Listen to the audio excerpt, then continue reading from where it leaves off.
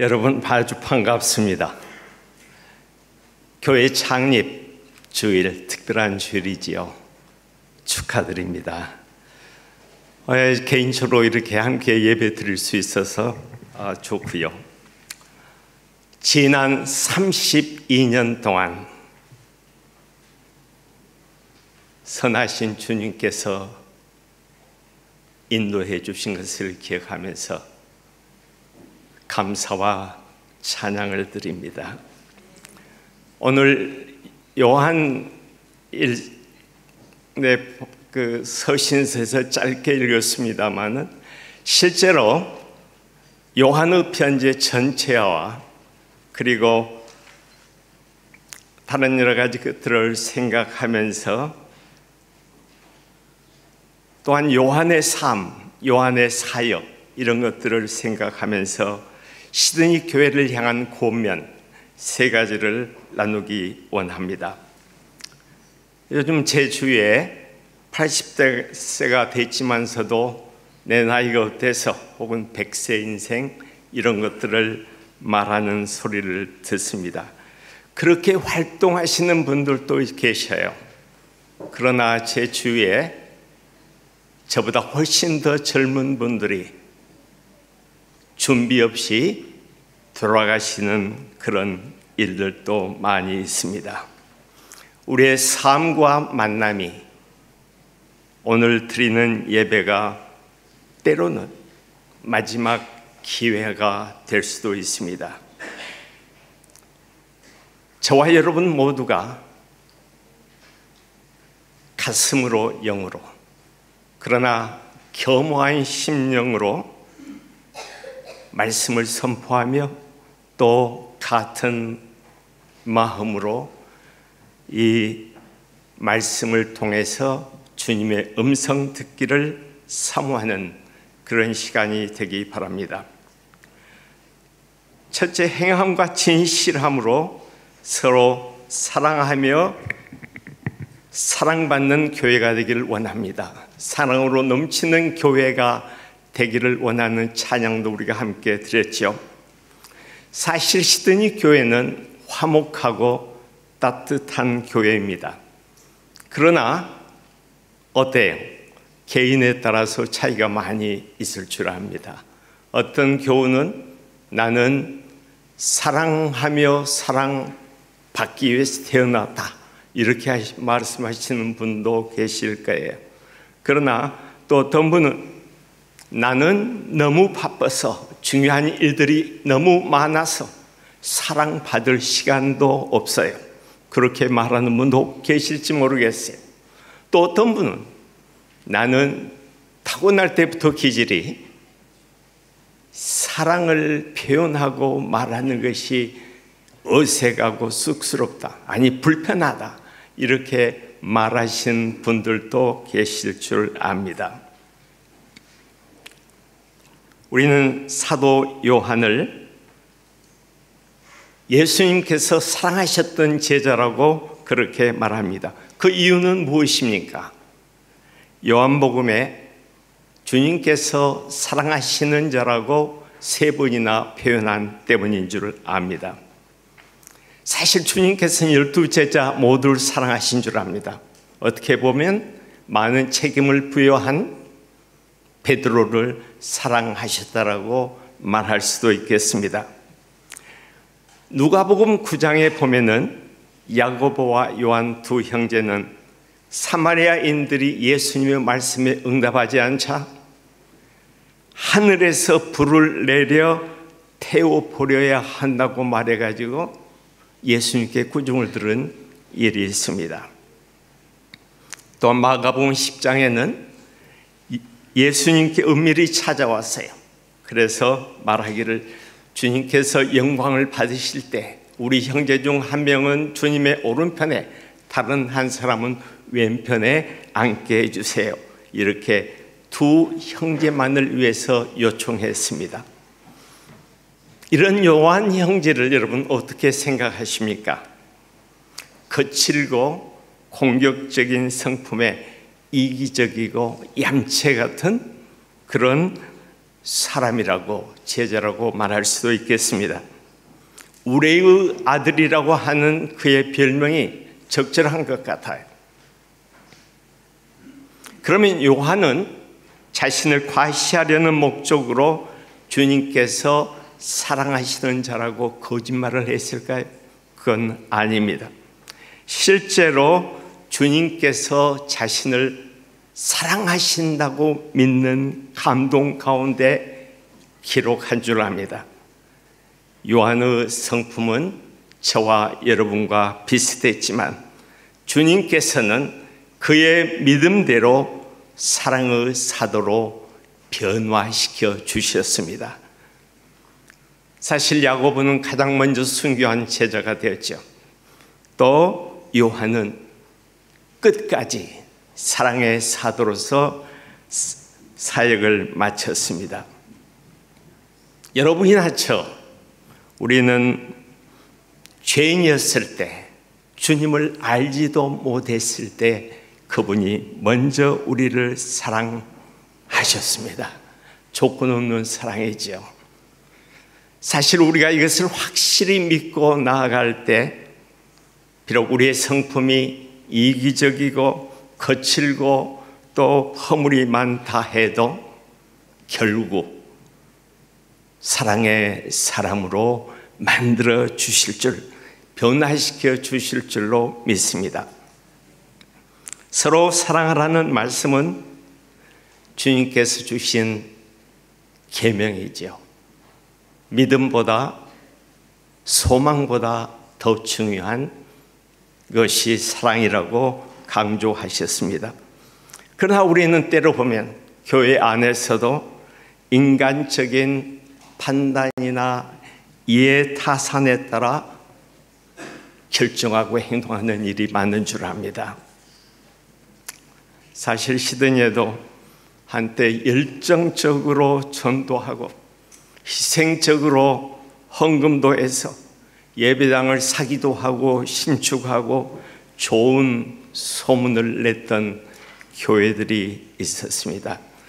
그런데 정말 작은 문제로, 의견 차이로 교회가 나누어지고 상처받은 교우들이 흩어져 방황하는 일들도 있었습니다.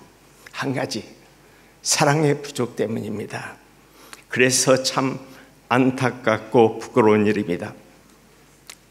사실 우리도 사랑 때문에 상처받는 경우가 있지 않습니까? 자녀를 사랑하기 때문에 그만큼 상처받는 부모도 많이 있습니다. 여러분, 애인이나 친구를 사랑하기 때문에 상처받는 우리 젊은이들도 있지 않습니까? 교회를 사랑해서 상처받는 교우들까지 있어요. 그런 상처를 받지 않으려면 어떻게 하겠습니까?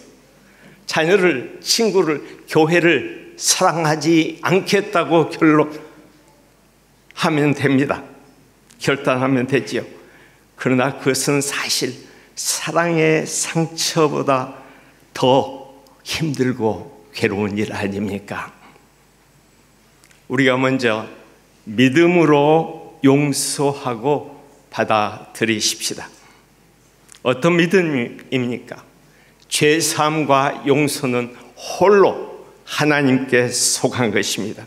우리의 용서는 하나님께서 우리를 용서해 주신 것처럼 또한 다른 사람도 용서해 주셨다는 것을 인정하고 받아들이는 것입니다.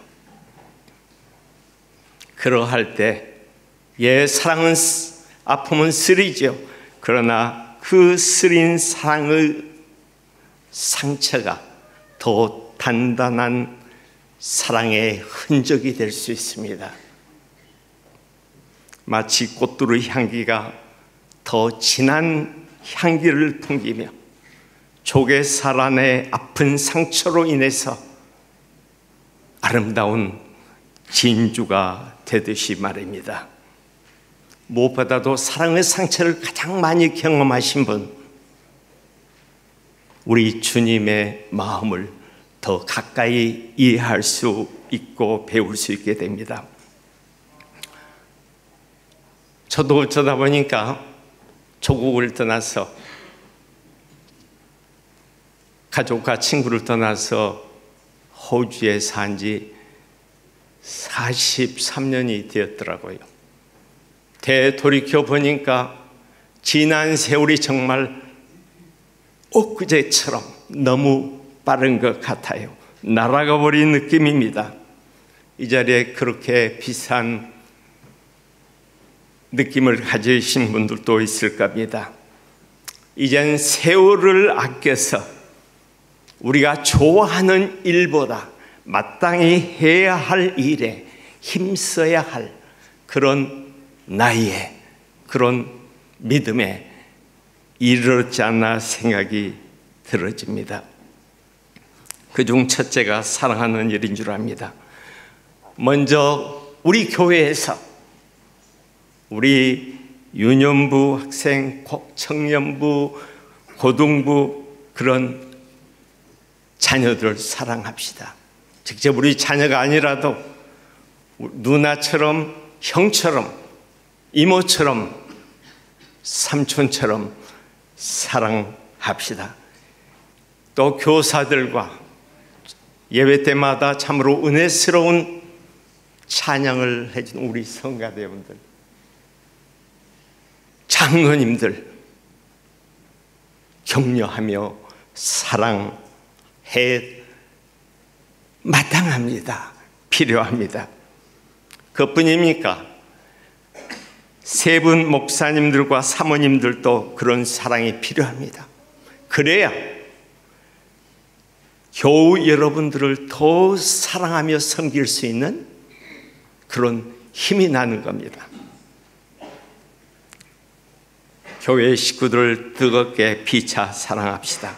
오직 행함과 진실함으로 사랑을 실천하는 것, 이것이 진리 가운데 행하는 것인 줄 압니다. 진실로 그런 교회, 찬양하는 것뿐만이 아니고 그렇게 삶을 실천하는 시드니 교회가 되어지기를 권면하며 기도합니다. 아멘도 없으시네. 좋습니다. 두 번째로 영혼이 찰떡같이 범사에 잘되고 강건한 교회가 시드니 교회가 되기를 소망합니다. 하나님께서 흙으로 사람을 지으시고 그 코에 하나님의 숨결을 불어넣어 생명이 되게 하셨습니다. 그래서 우리 육체는 결국 땅으로 갑니다. 영혼은 하나님께로 돌아가지요. 예수님께서 십자가에 죽으심도 우리 영혼의 구원을 위한 것입니다. 우리는 영혼을 볼 수 없지요. 만질 수 없지요. 그러나 우리 안의 영혼 또한 기뻐하며 찬양합니다. 근심하며 탄식할 때도 있습니다. 언제 우리 영혼이 기뻐하며 찬양합니까? 우리 심령이 의에 줄이고 목마를 때입니다. 하나님의 말씀을 묵상하며 힘들어도 순종할 때입니다. 사랑을 실천할 때입니다. 반대로 하나님의 말씀을 거슬려 행할 때, 우리의 인간적인 욕망에 따라 살 때, 혹은 두려움이나 분노, 부정적인 감정에 우리들이 굴복해서 자신을 내어줄 때 우리의 영혼은 근심하며 탄식합니다. 우리가 사는 이 세상은 돈과 권력, 유명해지고 싶고 인기 있는 사람이 되기 위해서 치열한 경쟁 속에서 어떤 사람들은 전쟁처럼 사는 사람도 있습니다. 영혼에 관심을 가질 수가 없지요. 어딘가 보니까 심지어 자신의 영혼을 팔겠다며 인터넷 경매 사이트에 올린 철없는 젊은이도 있습니다. 그냥 무료해서 재미삼아 올린 것이라고 했습니다.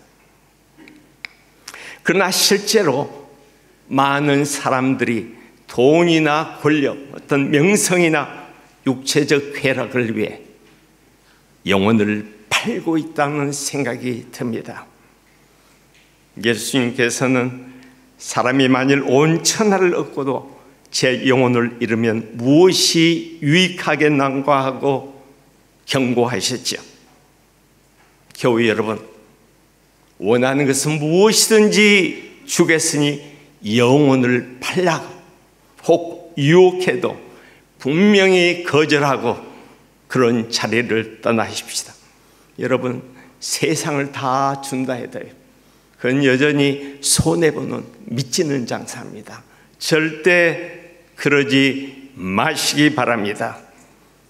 영혼이 잘 되는 것, 범사에 잘 되는 것, 몸이 강건한 것은 각기 다른 세 가지처럼 들립니다. 사실 그렇습니다. 그러나 실상 이것은 깊이 연결된 하나입니다. 그것이 성경 곳곳에서 말하고 있습니다. 가령 아담과 이브는 에덴 동산에서 하나님과 매일 직접 대화할 수 있었습니다. 그렇게 친밀한 관계였습니다. 영혼이 잘 되었고 육체는 건강했습니다. 범사에 부족함이 없었습니다. 그러나 저들이 유혹에 빠져서 하나님께서 만지지도 말고 먹지도 말라고는 오직 유일한 한 가지 선악과를 먹은 후에 어떻게 되었습니까? 하나님께서 저들의 이름을 부르며 찾으셔도 두려워 숨었습니다. 에덴 동산에서 쫓겨났습니다. 땅은 저주보다 가시 덤불이 나고 육체는 질병이 왔습니다. 여러분, 몇 번이고 되풀이 되고 있는 이러한 성경적 가르침을 우리들이 반드시 기억하시기 바랍니다. 때로는 주님을 사랑하는 교회 사업이나 가족이 어려움을 당할 때도 있어요. 하나님께서 의인으로 인정하셨던 욥에게도 그랬죠. 반면에 불신자들이 잘되고 강건한 그런 경우도 있습니다. 그러나 확실한 한 가지는 악인의 고통이나 악인의 형통함이나 의인의 고통이 일시적이라는 것입니다. 그런 것 많이 보이시지 않습니까? 우리는 물론 맡겨진 사업이나 일 건강을 위해서도 최선을 다해야 합니다. 그러나 먼저 영혼의 잘됨을 추구하는 참 지혜로운 믿음의 사람들이 되십시다. 그것이 곧 범사에 잘되고 강건한 축복의 비결이 될 줄 믿습니다. 셋째로, 성교의 지경을 넓혀가는 시드니 교회 비전입니다. 어부였던 요한의 사역은 갈릴리와 유대 땅에서 시작했습니다. 그러나 후에는 더 멀리 떨어진 터키, 지금은 투르키예라고 그러죠. 그곳에 있는 예배소 교회의 장로로, 목사로 사역했습니다. 또한 우리가 아는 대로 성경 저자로서 세대를 초월하는 그런 사역자로 쓰임 받았습니다. 저는 이러한 사도 요한의 사역을 묵상하면서 우리 시드니 교회의 선교 또한 그 지경을 넓혀가야 된다고 하는 그런 마음의 소리를 듣습니다. 시드니 교회는 물론 한인들에게 복음을 전파하고 가능한 사랑을 보이고 안아줘야 되겠죠. 그러나 또한 예배당 바로 앞과 옆에 있는 양로원과 장애인 학교도 우리가 섬겨야 할 가까운 이웃입니다. 우리가 속에 있는 호주 연합교회를 위한 선교도 그렇습니다. 호주 연합교회는 136년 전인 조선 고종 때 헨리 데이비스를 첫 선교사로 파송했습니다. 그는 얼마 되지 않아서 천연두에 걸려 이듬해 부활절에 부산에서 순교했습니다. 그 후에 126명의 선교사들과 가족들이 일본 식민지 지하에서 6.25 전쟁 통해서도 참으로 어려운 때에도 학교와 병원을 세웠습니다. 여성과 고아, 나병 환자, 장애자, 가난한 노동자들을 섬기는 사랑의 선교에 헌신했습니다. 시드니 교회도 개척 후에 1년 동안 1년 좀 못된 것 같습니다만은 총회 선교국의 재정 지원을 받았습니다. 우리 자매교회인 과천교회 주연심 목사님, 그 전임 김찬종 목사님과 그리고 주목사님의 부친은 부산신학교 동기인데요. 당시 부산신학교 교장이었던 알란 슈튜어트 호주 선교사 서두와 선교사의 제자였습니다. 시드니 교회뿐만이 아니라 한국 교회도 우리 연합교회에 갚아야 할 사랑의 빚이 있습니다. 복음의 빚이 있습니다. 지금 연합교회는 정말 교세가 급격히 감소되어서 문제가 많습니다. 그러나 이보다 더 심각한 것은 목회자의 부족입니다. 저는 역설적으로 소망의 빛을 봅니다. 더 나빠질 수 없으니 이젠 더 좋아질 수밖에 없다는 생각입니다. 실제로 지금 연합교회 안에는 변화의 바람이 불고 있습니다.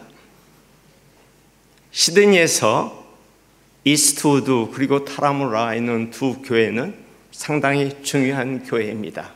이 두 교회가 여러분 한국인 목사를 청빙했습니다. 2027년부터 3년간 자기 총회장으로, 전국 총회장으로 남호주 주총회 다문화 선교 목사인 고동원 목사님이 선출됐습니다. 그분은 연합신학교 출신도 아닙니다. 여러분 한국에서는 이거 상상도 할 수 없는 일이죠. 지금 뉴사우스웨일스 주총회 총회장은 마타 힐라우 여자 목사입니다.